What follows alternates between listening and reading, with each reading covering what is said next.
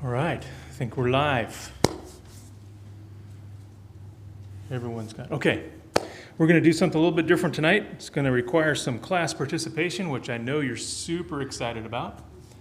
But I think it's going to be quite beneficial as we look at the rest of chapter 11 in Hebrews. So we're going to finish that off tonight. Rick, would you do me a favor? Can you tap down the temp a couple degrees, please? I'm already hot. But we're going to go ahead and finish off chapter 11 of Hebrews. And we'll go ahead and start off with a prayer. Our dear Heavenly Father, I want to thank you so much for this opportunity again that we have where we can gather together under one roof and read your word and apply it to our lives that we're living now. Help us to understand the things you've given to us. Help us to always remember Christ's sacrifice and the superiority of the covenant that we have with you through him. We pray these things in his name. Amen. All right.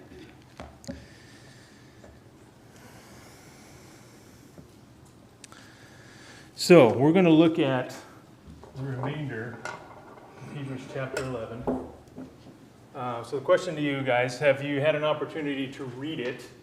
If not, we're going to read it tonight because I want a few readers tonight, if you don't mind. I need 3 readers. We want to look at really obviously the characters that are in these verses, but we also want to look at the types of faith that are being called. So in this last few verses, we're talking about a faith that acts, a faith that endures, and a faith that waits. And so as you look at these various persons that are named, which I also think is cool, named in the Bible, and remember their history that's recorded for us, then it would be good to utilize that. And then what we want to do is really be encouraged by the legacy that they've left, because we're reading about it today. And then, of course, the question for you is, what legacy would you like to leave regarding your own faith? All right? Buzzing. So, on your cards that you have, I would like for you to write down a scenario where you've had to make a difficult choice because of your beliefs. And how did it turn out? So just write this down on your card. There's the question up there. Can you remember a time when you had to make a difficult choice because of your beliefs, and how did it turn out? It could be personal. It could be something that somebody already knows about.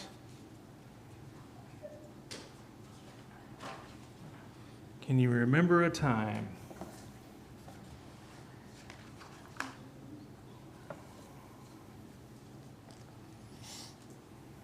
Okay, I'll just give you a couple minutes.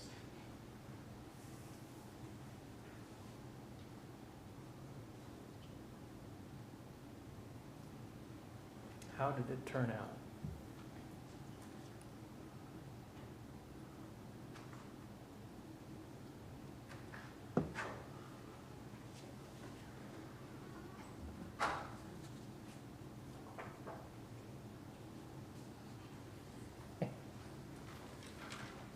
Anybody need a pen? Everybody's good?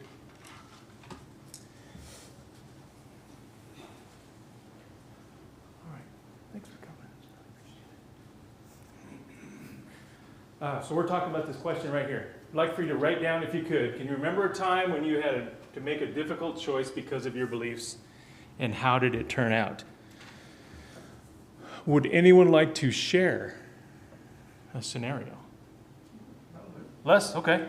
I quit a job on the spot because they changed where I was going to have to start working Sundays. And in a week, I had a better job. You quit your job over a scenario where they would have to make you work on a Sunday, where you wouldn't be able to worship. And then what happened? You found a better job within a week. That's awesome. That's a good one. I do like that. Anybody else like to share?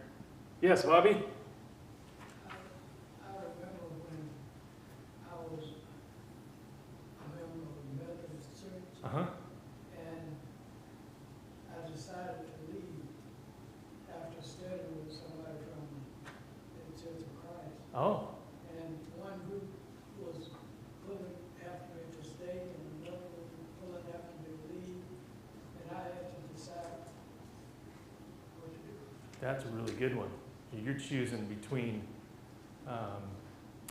two different points of faith, right? You've got one that, as you've read through it, you're like, something's not right on this side.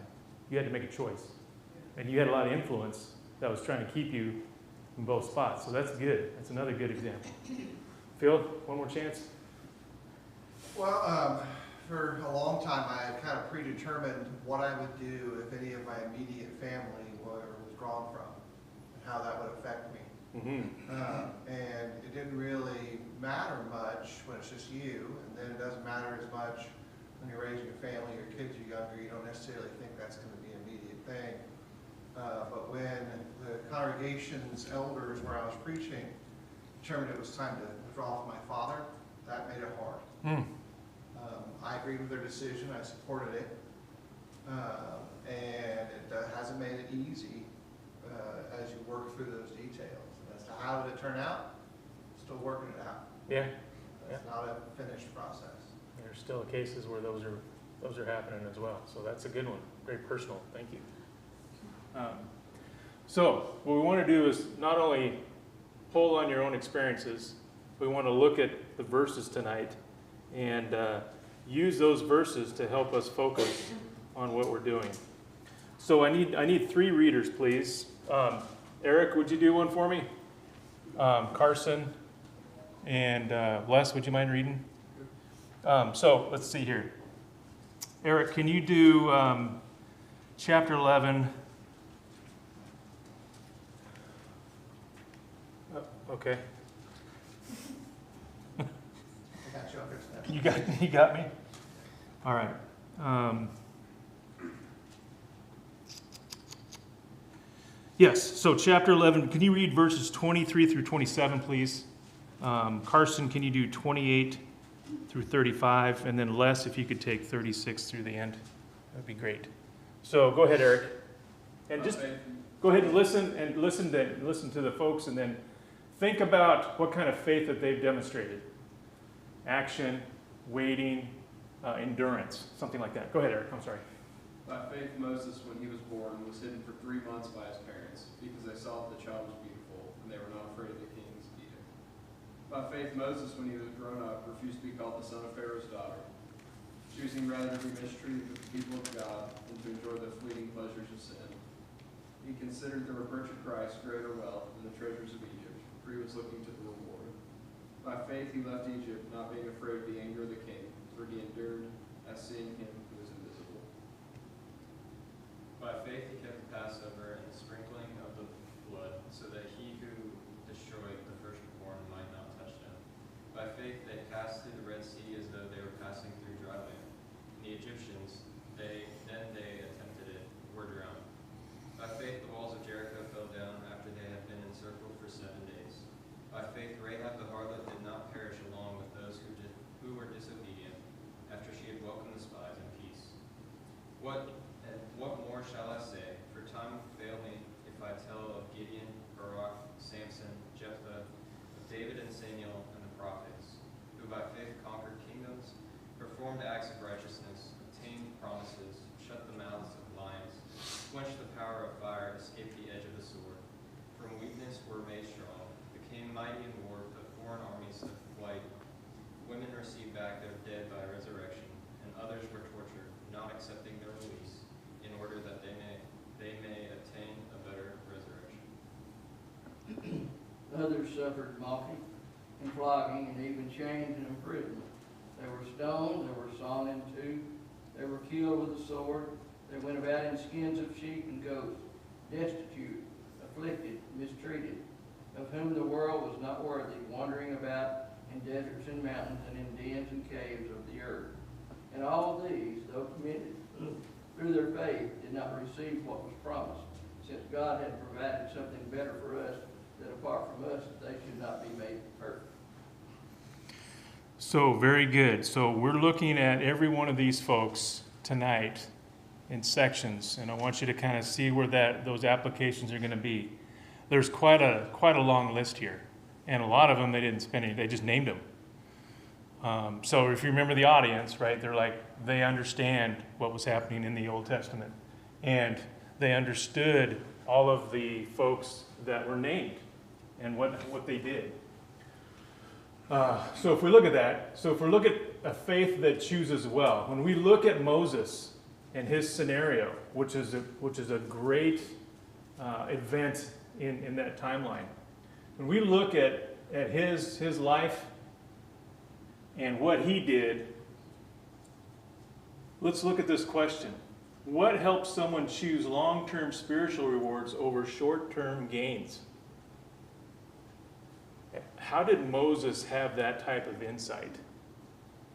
When you think about what he was doing, right? So you've got his parents who hid him by faith.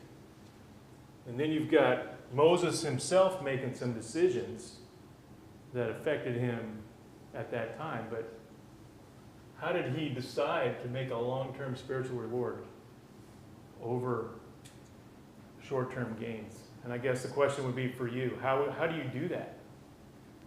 How do you do that? How do you get to that type of wisdom or knowledge where you can apply that? Any comments or questions, or anybody would like to dive in on that one? I guess he understood more about the reward than we kind of read about sometimes.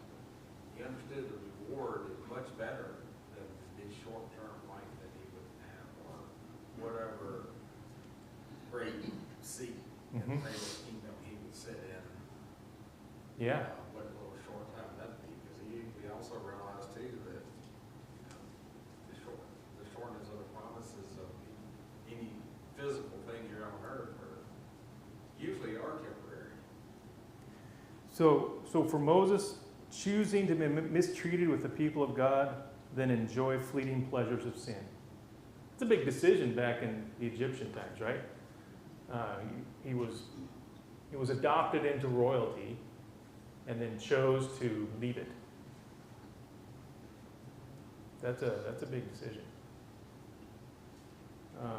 And chose to be part of, at some point in time, he must have found out, right? It's his people that are the ones that are being mistreated.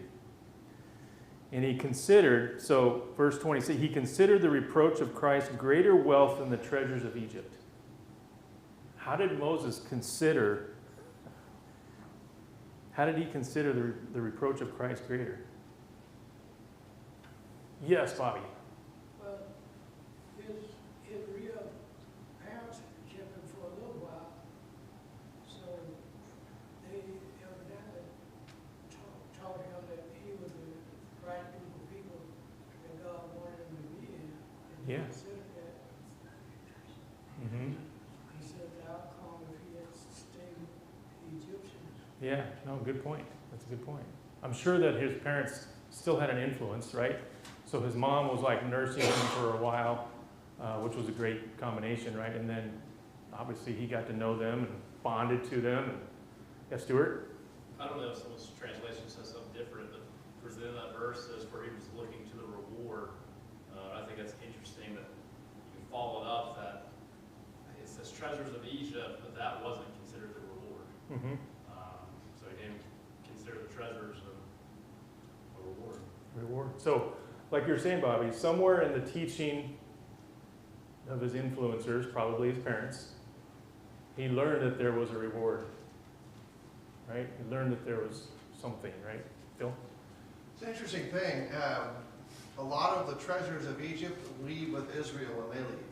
Mm-hmm. A lot of those who still had possessions gave it to them on their exit. He didn't necessarily, especially in this first running away, when he goes out of the wilderness, he was more hiding than anything else, and his behavior early on is, I don't want it. Mm-hmm. I'm not capable. Find somebody else. Find someone to take it for me. Eventually, though, his behavior matures. And he becomes almost like the person who says, I found a seed, I'm going to plant it because I know what it's going to grow into. And that's, I think, why the writer here could use this really strange phrase, the reproach of Christ. Mm-hmm. It's the reproach of a Messiah that in his lifetime they had no real understanding of, Right. other than it's an idea that's built into Genesis that someone is going to come, and that this single descendant of his is going to be manifesting a kind of greatness that he can't understand or fathom, because most of it is not explained. It's a total mystery. Yeah. But he knew that that was enough. So that flower of promise was enough for him to sacrifice to plant one seed. Good. I like that. I do like that. Yes, Michael? When I think about something Stuart said there, like in the end of that verse when it says, looking to the reward. Mm-hmm. And I ask myself, how can I apply Moses' great example to me? And I jump to a verse ahead of that, and it says he chose not to enjoy the pleasures of sin. Mm-hmm. Because today, it's so easy for us to want to enjoy immediate pleasures and take our eye off that long-term reward. I think that's the key. He was able to use the wisdom and integrity to look to that reward and ignore those fleeting pleasures. Yeah. And I think that challenge is still here today. Absolutely. Yes, sir. And I think that that's part of it. I would say most of us, I know I do, struggle with this every day. Right? We're going to look at the temporary today, and you're like, man, that looks good. But do we keep it in mind of what's happening next? So the next question I want to ask you then is, what decisions have you made that reflect Moses' kind of faith? And maybe that's something you can write down on your card. What decisions have you made that would reflect a faith like Moses? And I think, Michael, you hit on it, right? He's thinking beyond today. He's thinking about the reward beyond today.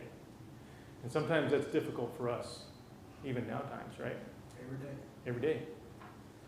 Right? And sometimes we make decisions and you find out that that was not a good decision. And you find that out, it could be tomorrow, it could be 2 years from now, on a decision you made.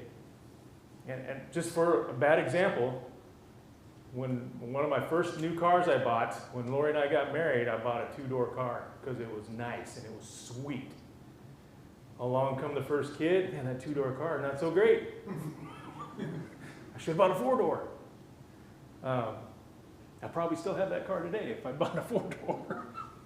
But those are the types of things that would be good to keep in mind. All right, moving on. Next one would be verses 28 through 31. 28 through 31. So we've got a Passover. We've got a Red Sea. We've got Jericho. You've got the mention of Rahab. Passover, Red Sea, Jericho, Rahab. So when you look at those examples that we have in there, question for you would be, how do we exercise a bold faith in a culture that values safety and predictability? It's kind of an interesting question, right? How do we exercise bold faith like Rahab, bold faith like I'm going to walk through the Red Sea on dry land? If you remember, the waters were heaped up on both sides, right? Passover, what about that scenario? By faith, what did they do? They put the blood on the doorposts, right? So that the angel of death would pass it over. So when you look at that question, how do we exercise bold faith in a culture that values safety and predictability, which is kind of what we're living in now, right? Yes, Les? Well, in the first place on all this, we have to have some knowledge, and that knowledge came to them in different ways than it does to us today. Mhm. We have to have knowledge of God's word and then a commitment to it. Some of them, that knowledge came by God working directly with them. To us, it comes through His written word. And that's got to be the starting point for all of it, or either the word told you from someone, from the Yeah. written word. Yeah. So there's that step you have to take. So let's say if we look at Rahab. Rahab's a great example. Rahab's being mentioned in the New Testament. Was Rahab's profession frowned upon? Yeah. Did Rahab have a change of mind and a change of heart? Absolutely. When she saw and she heard that this whole bunch of people were coming through, that was a bold amount of faith and a bold step that she took. And then Jericho's walls falling down by just marching around it. Right? So now you've got a group of people that are doing that. What's going through their minds? What's going through the minds of the people in Jericho? What are they doing? What are they doing? Right? And so I think that's a bold faith exercise as well. Marching around. Yes, Michael. I want to look at your question.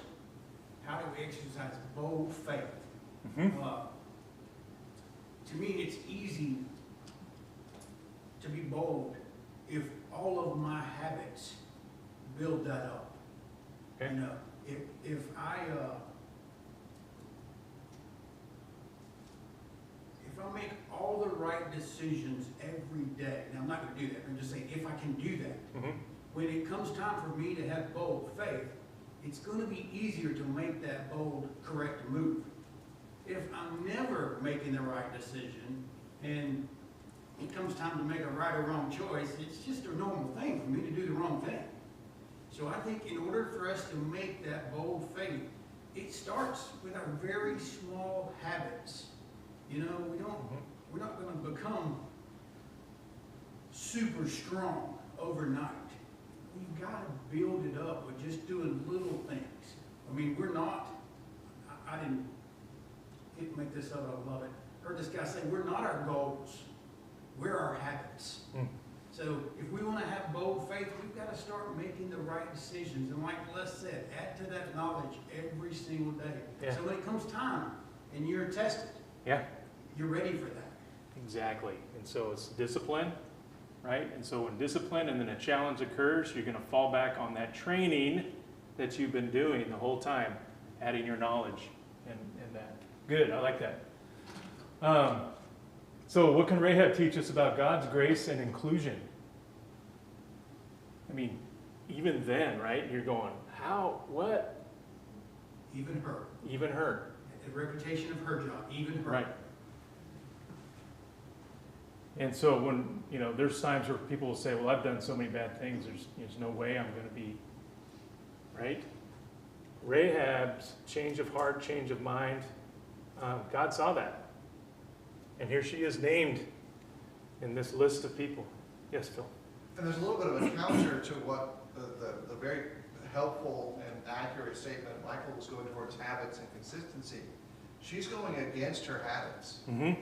Yeah. As a whole, like I said, I've done this way my whole life, and I've heard of the power of the Israelites and their God, and I've met just a couple of them. Yeah, just like, a couple. Who were hiding out. Mm-hmm. And on the basis of I heard and I saw, I'm going to change everything. And she does, at great risk. Mm-hmm.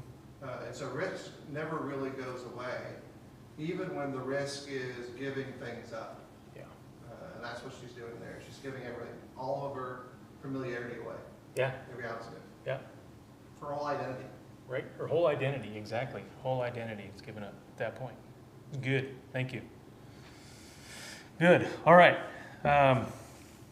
Good points. I appreciate your participation. How about next few verses, 32 through 35, about half of 35. So, a faith that leads to victory.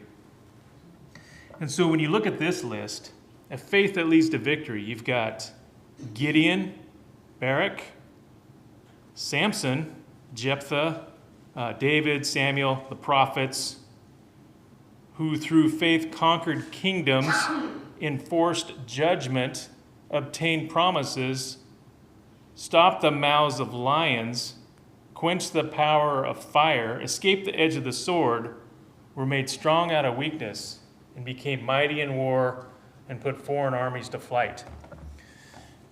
you go through that list. And this is kind of, when you read the book of Judges and you go through these folks, you're like, none of these folks were perfect.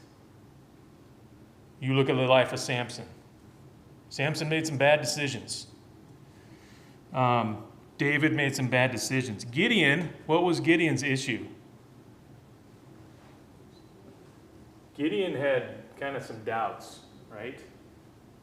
And he wanted more proof of assurance, right? He wanted more confidence in what he's about to participate in. So you've got that list of folks who are leading into a faith that leads into victory. And victory can look all kinds of ways. It could be a victory in a decision you made today. We're not fighting hand battles every day, but physically, but we are in our mind. Are we not? Are we not battling sinful thoughts or sinful behaviors in our minds or decisions? So like Les says, Satan's doing that to you. How are you going to fight that? So these heroes, despite fear and odds and weakness, God used ordinary people to do extraordinary things. And so, which of these names inspires you the most and why? Maybe somebody would like to pipe up on that. Which of those names inspires you the most and why would they do that?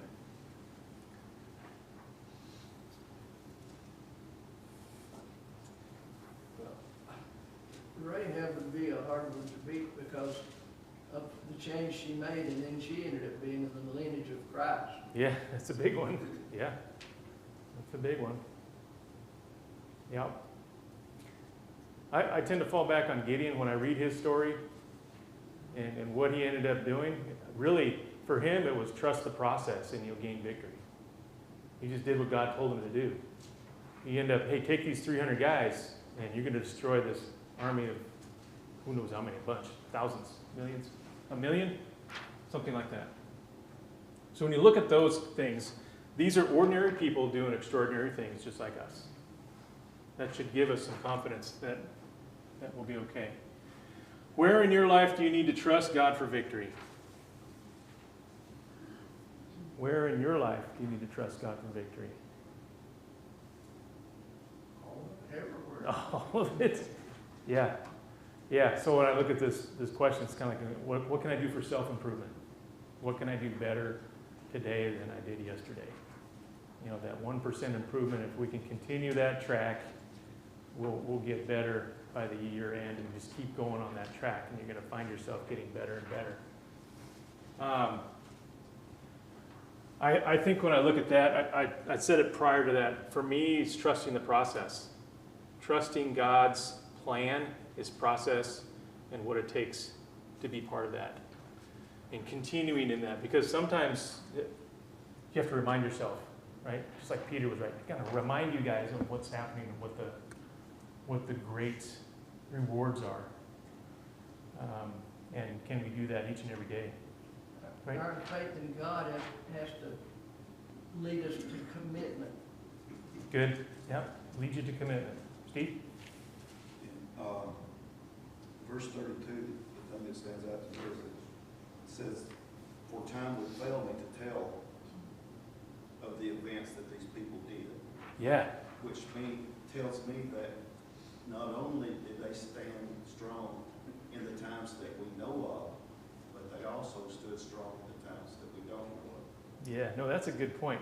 That reminded me a lot of the verse, I think it's in John, where he says, hey, if I wrote down everything Jesus did, the seas would dry up from the ink that had to be used, right? So that's a good point, because we see that's written down for us, but the rest of their lives were modeled after that as well.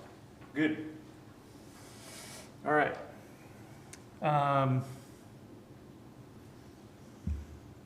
we doing? Okay, we're good.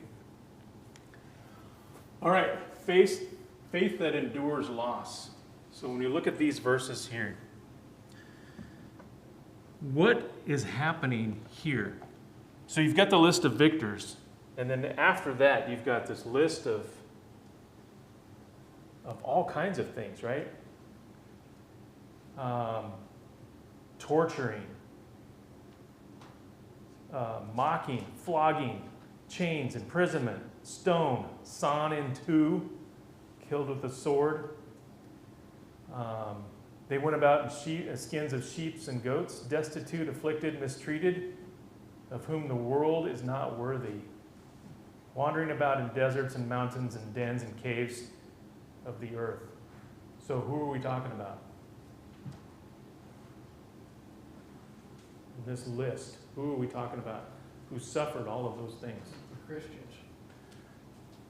Christians, currently in the context of the writing, absolutely.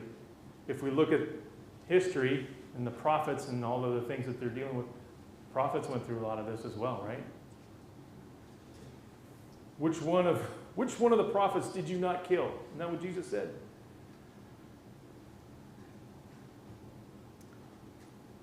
But every one of those went through that suffering and were commended for their faith, right? Verse 39. They were commended through their faith, though they did not receive what was promised.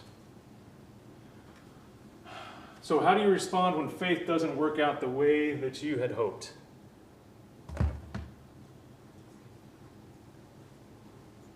Yes, Michael. I think we just have to accept that there's going to be a lot of times in life where it doesn't work out the way I wanted it. Mm-hmm. Yeah. It's just the way it is. It's not going to be the way Michael wants it every day. Right. In the end, I have to be like Moses and just look to the reward and realize life has its struggles and disappointments. Yes. It's hard, but I think we just have to accept it and keep looking to the reward. Mm-hmm. Yeah. Yep. When we think about responding to faith that doesn't work out, what do you think of when that's happening? Sometimes I think of it as prayers that have gone unanswered, right? So you praying for something and it didn't turn out the way that you prayed for it to happen. And so what do you do in those cases? You have to be patient and endure. Yeah, endure. God's time, not your time. God's time, not your time, right? God's thoughts are higher than our thoughts. We talked about that last week. It's still tough though, isn't it? Yeah. Right?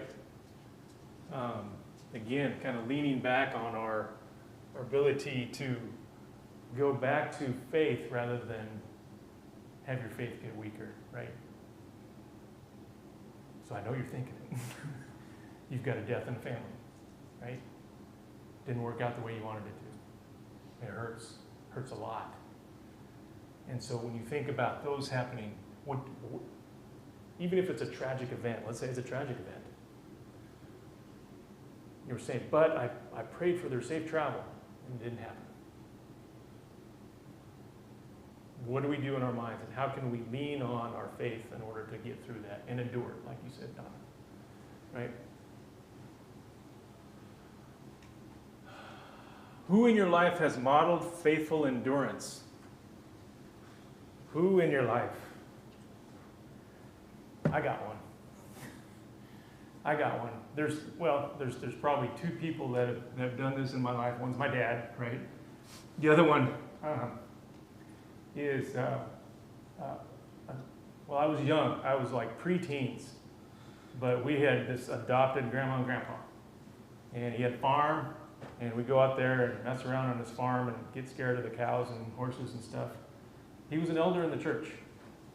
But I still think about him today.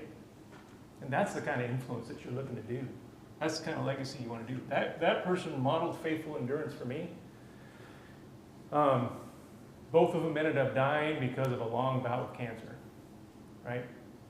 So while you're going through that entire struggle, treatment plans and all of that, it's just, he remained faithful. And I knew him because he always had one of those pocketbook Bibles. I don't know how he read it, but it was like, he was able to read the small print on it, but he always had one on him.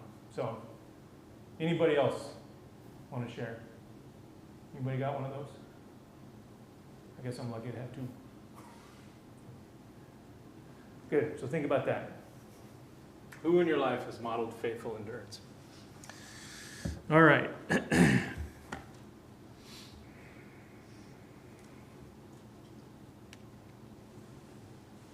All right, moving on to the last few verses.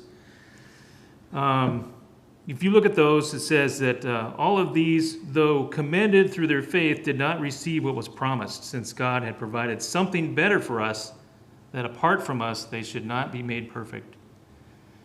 So when you look at all of those saints, that they did not see the final fulfillment, but believed anyway. Right? They believed anyway. And we're connected to their story. We're connected to their events in their lives through Christ. That's how we're connected to Him. So as we look at this, then, questions for you guys are going to be, what promises of God are you still waiting to see fulfilled in your life? Right? What promises of God are you still waiting to see fulfilled?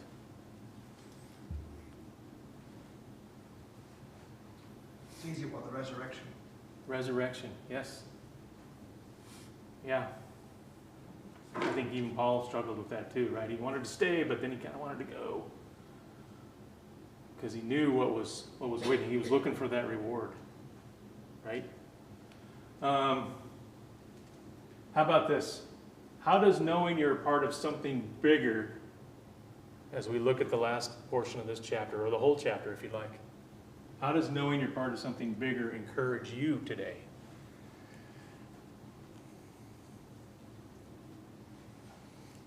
Your influence on your children, your grandchildren, those that you come in contact with? Yes, influence. And sometimes you don't know your influence till years later. Every once in a while, somebody will ping me. I haven't talked to them forever. And they'll be like, hey, you remember that time when you said this and I did this and I've been doing this since, for 20 years. I'm like, I have no recollection of our conversation and I'm sorry. But I don't remember. Somebody told me the other day that apparently we got like tree saplings at Burgerville at one time after Wednesday night service. Well, I gave him mine because I didn't need trees, but I guess that's the one that survived, and so he talked about it. I'm like, wow, that's my tree? I did not know that. It must be using my energy. But when you think about the influence that you have on your life and your kids, and what's that legacy that you're going to leave? I think we talked a little bit about that last week in the first part, was having the generations, right? Abraham moved that knowledge down through the generations that he had. Michael? How does knowing you're part of something bigger encourage you today? To me, it also should humble you. Yeah. I got people I need to help. I got people I need to lift up. I'm part of something bigger. It's not just about Michael, what's going on in Michael's life today. We're part of each other's life here. And we need to build each other up, encourage each other. So it should humble us and force us to action. Yeah. Definitely, I like the humbling part. It does humble me that I can be connected to those names that are in this chapter through Christ. And when you think about it, right? You think about, my plan is to someday, go talk to those guys. Go talk to them, understand wow. Right? My understanding is that we'll be able to recognize people. That's my understanding from what I've read. But that would be neat to have that conversation. All right, anybody else? So here's a question for you. Maybe you could write this down in your notepad. I will ask for some answers a little bit later, but think about this. Where is God asking me to take a step of faith, either in action or endurance, or maybe even victory? Right? Is there something happening in your life today where God is asking you to take a step of faith?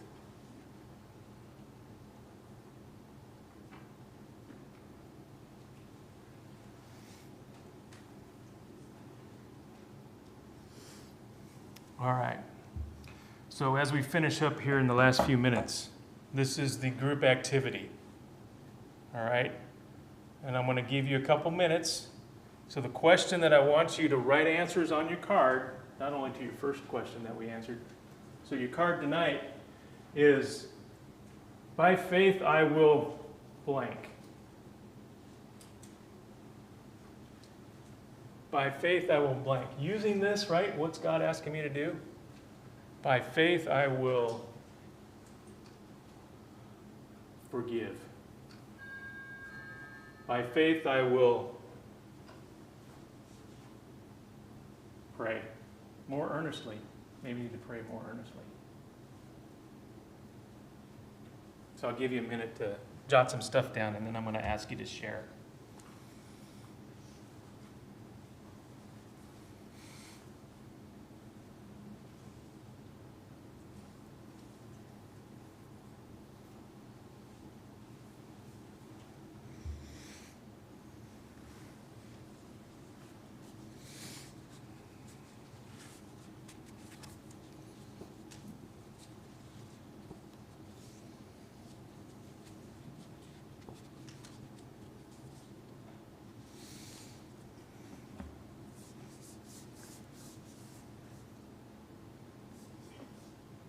All right, it's been about 45 seconds. Anybody want to share? Yes, Michael. I like this question. So, real quickly, I wrote, keep on keeping on. Okay. Gotta work, I gotta keep going. Mm-hmm. Encourage others, Mm-hmm. not focus on selfish pleasures of this world. And the last one that I hope I can do better is, not worry about everything. Yeah. Worry, yes. By faith, I will not worry. Yeah, that's good. I like that. Phil? My key answer is I will be content. I am not one who likes to sit around and do nothing. Mm-hmm. And I was thinking specifically of the transition when James heads off to school. It will be the classic empty nest feeling. And so I will probably be bouncing off the walls looking for stuff to do. And so I will need to most certainly focus on an adjustment. Sure. I'm just a couple blocks away, so I got some stuff for you. That's not helping. Okay. Good. Trenton, you had something? Yeah, I wrote, by faith I will be a better husband. That's a good one, too. I think that's something that can definitely always be worked on and Yeah. try to make it more faith guided. Yeah, and that's an everyday deal, dude. I'll tell you right now. I think even last night, it was everything I could do in my power to just listen and not solve. Right? That's what we do. That's what guys do. We solve. We just have to. I just sat there and listened, and it worked. It worked really well. Anybody else want to share? Okay, good. So just in conclusion tonight, let's think about faith not as a one-time event. Let's think of it as a lifetime journey. Let's have faith whether in victory or suffering. We're all part of that same legacy that we just read about and spent time in. So think about that, and what can you do in your life today, tomorrow, and whatever that will help you build your faith. And hopefully this long list of folks will help you with encouragement and inspiration. That's it. That's all I got for class tonight. We'll do chapter 12.